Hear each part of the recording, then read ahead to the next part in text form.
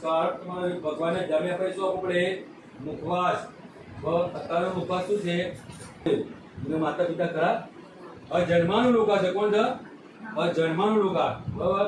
એટલે ભગવાને કહ્યું છે કે ભગવાને કહ્યું, ભગવાને બ્રહ્મા વિષ્ણુ અને મહેશે એમના માના ઉદયમાં જન્મ લીધો. તો માની શું યોજના કહેવાય? ત્યારે ખબર કે માને કહેવાય કે મા કહેવાય. બોલ એટલે મા વગરનો કાર્ય થતો નથી. આપણે એમને બાળક અંદર હોય તો કેટલા મહિને જન્મ થાય? 9 મહિને. જે 9 મહિને વેદના થતી હોય ને એ માને ખબર પડતી હોય. 100 વીસી ડંક મારે ને એટલી વેદના માને થતી હોય. બરાબર. અને પછી બાળક મોટું થઈ જાય પછી કે અમને તને ખબર પડે તો આવડે મોટા થાય હોય. એટલે આ છોકરા કહેવાય છે. બહુ લીલી હોટી હોય, લીલી હોટી એ જેમ બારો ને એમ કરો ઉપર જાય બરો બરો.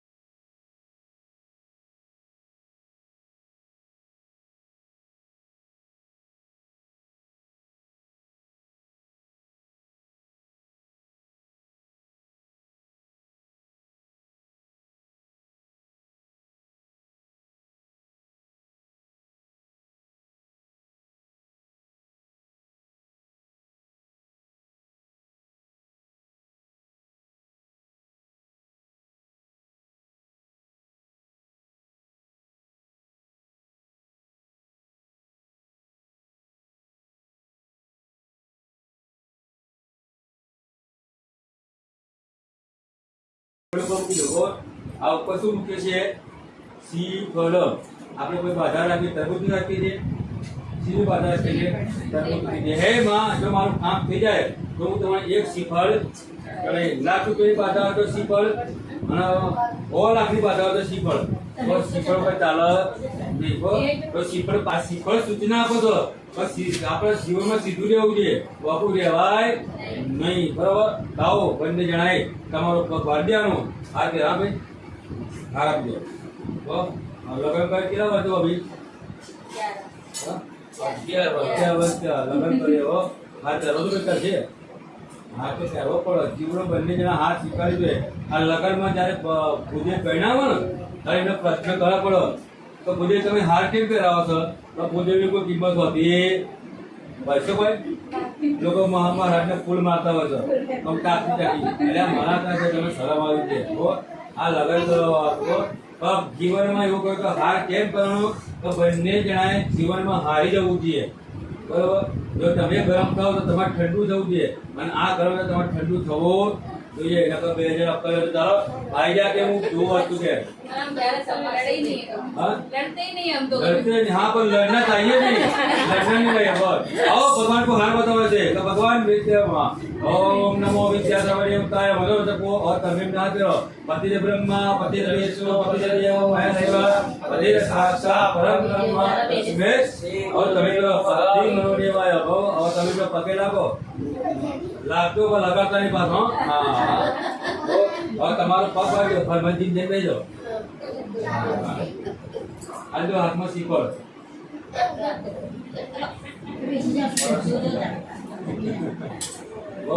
બસ તમારો એ જ આઠી પકડો. જમણા કબર લીધો શીખોડ પકડો પડશો અને તમે બાબુ પર ટેકો રાખો. લગા એમના પગ ટેકો આલો પડવો. એકાકા ગાડી હેડ एकाका सीटे हरती नहीं. वो आओ भगवान करे ओम दीर्घानग देवाय पुण्य पुण्यम दई गमारस्तु देवाय भवंतो भवंतो दीर्घानग देवाय पुण्य पुण्यम दई गमारस्तु. बंदे जना लगाओ कपाय बोलो लता दे लोटा गोगोड़ा पड़ो. हां बाजू बाजू आज बाजू दे मां बुझे ना देवो. हां बंदे जना पासा देवी लेजो. थाक लागा तो થાક લાગો જોઈએ. બે વ્યક્તિ થાય છે ને એ જીવનમાં આગળ આવે નહીં. તો એવું કહું છું કે જીવનમાં થાક રાખવાનો આરામ છે ને હરામ છે. શું છે? આરામ હરામ છે, પણ ભગવાનનો કરતો ભલે હરામ છે, પણ ભગવાને એના માટે 12 કલાકની રાત પાડી અને 12 કલાકની દિવસ કરાવી. ભાઈ માણસ મન તકલીફ પડી જાય તો સારું ચાલો બહુ દીકરા કનૈયા લાલ કી જય, દ્વારકાધીશ કી જય.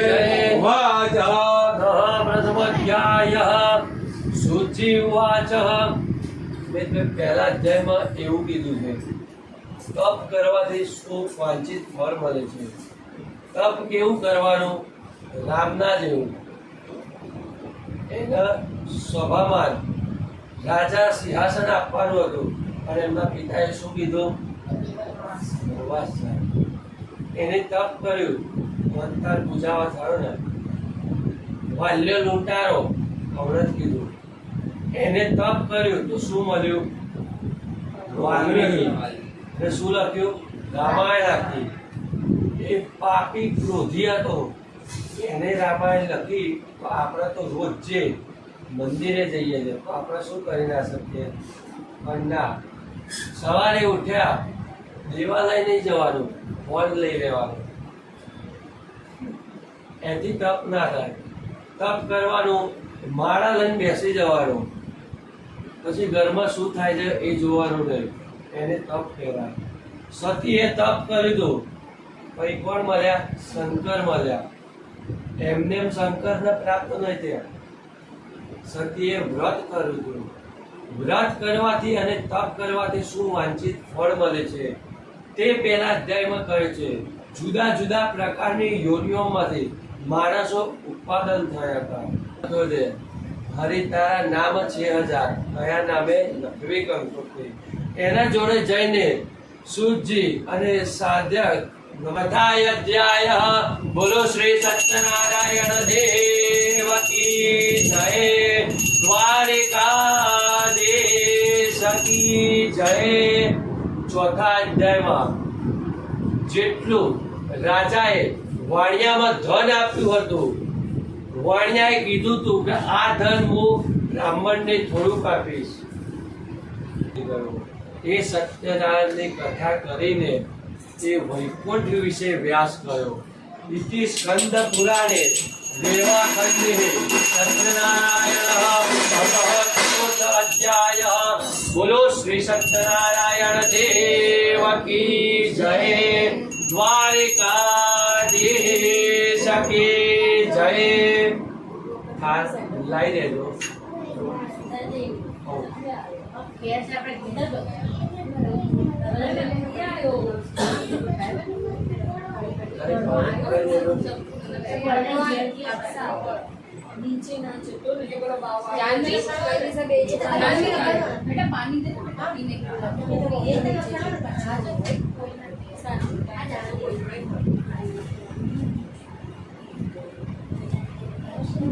છેલ્લો અધ્યાય એવું કહેવામાં માંગે છે, પહેલા જન્મમાં શું કર્યું હતું અને બીજા જન્મમાં શું થઈને થયા એનો છે.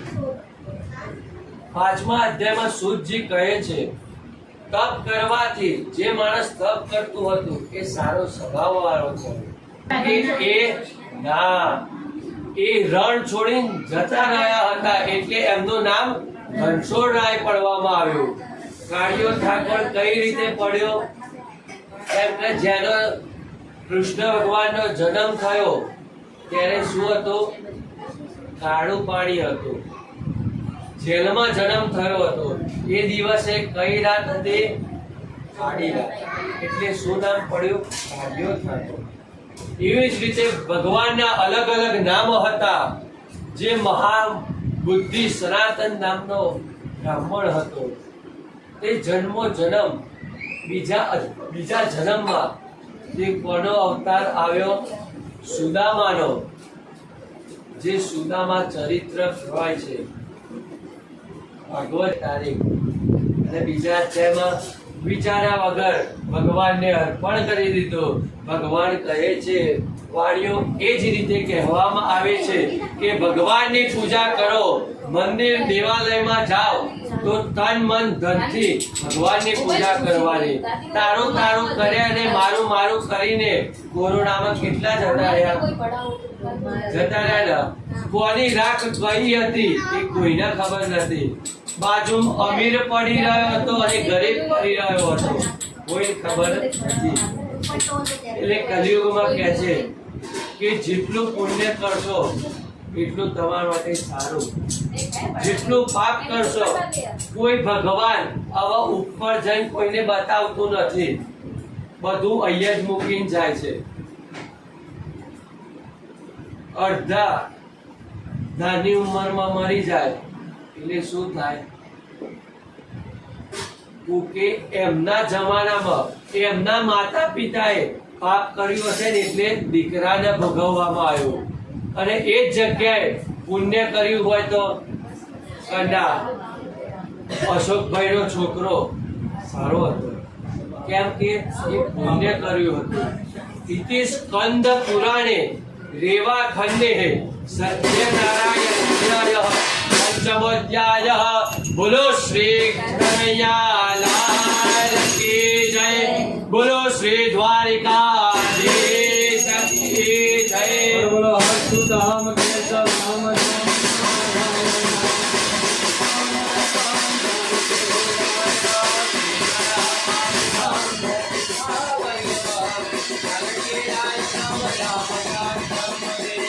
કૃષ્ણ કનૈયાલાલ કી જય. નમસ્કારમ સમર્પયામિ.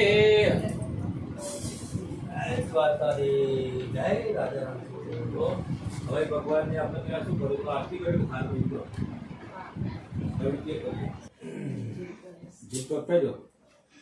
બોલ શ્રી ગજાનન ગણપતિ મહારાજ, કૃષ્ણ કનૈયાલાલ કી જય. પહેલા ભગવાન ગણેશ ની આરતી ઉતારી દીધું. હર કષ્ટ હર દેવાય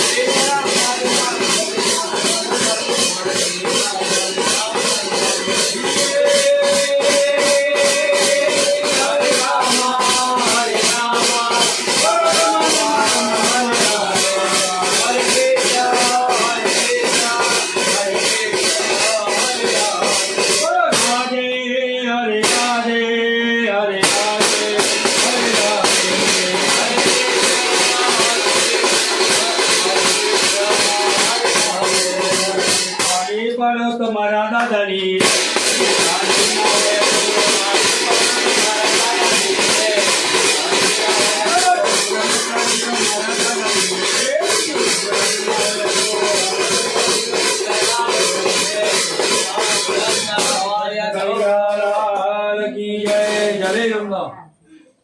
જલેનમ સમર ઓમ જગ્નેન જગ્નપાદં જ દેવાસ્થાનિ ધર્માનિ પ્રથમાન્યં સંધ દેવનાથમ મહિમાનઃ સસત્સમુદ્રે સાધ્યાઃ શાંતિકે ત્વાહ ઓમ આકાશં પતિतं તોયં યથા ગચ્છતિ સાગરં સર્વદેવા નમસ્કારં કેશવં વતિ ગચ્છતિ ઓમ કરારવિંદે મુખારવિંદ મુખારવિંદે વિનવેશ્વરન્तं વટાસ્ય પત્ર સપુટે બાલમુકુંદ મનસા સ્મરાણિ ઓમ દેવાભિવંદનમ દેવાભિવંદનમ આત્મા દેવાભિવંદનમ પછી બે હાથ જોડીને જાતે આરતી લઈ લેવાની આત્માભિવંદનમ ખાલી હાથે આરતી લેવાય નહીં. કેમ કે થાળીમાં થાય ખખડાટ તો ઘરમાંથી જાય જોરદાર કકરાટ. થાળીમાં પડે નોટ તો આવવાનો બીજો વસ્તુ બીજો પ્લોટ. પ્લોટ લેવો તો બીજો 10 રૂપિયા મૂકવા. જીવનમાં ખાલી હાથે કોઈ વસ્તુ લેવાય. દુકાનમાં જાવ છો શાકભાજી લેવા તો ખાલી કોઈ વસ્તુ લેશો કોઈ ખાલી વસ્તુ લેવાય નહીં. એવું નહીં કે 500 ની મૂકે પણ બાજુમાં દો દો આપ્યો. એક ભાઈને પણ ખખડાટ કે કોકરા મૂકેલું ત્યાં ખખડાટ આવો. હવે ભગવાનને આપણે શું તમારે થાર. બસ તમારું નામ શું ભૂલી ગયો ફરી? અંકિતાબેન થાર ગાય છે મસ્ત. બરોબર આવો તો અમે કઈ નાખે થાર. આવો ભગવાનને થાર હિન્દી બોલું કે જમીના પધારો મારા ના. એ ગામ ભગવાન ગુજરાતી અને સંસ્કૃત જાણે છે. ભગવાનને આપણે ગુજરાતી સમજાવી છે.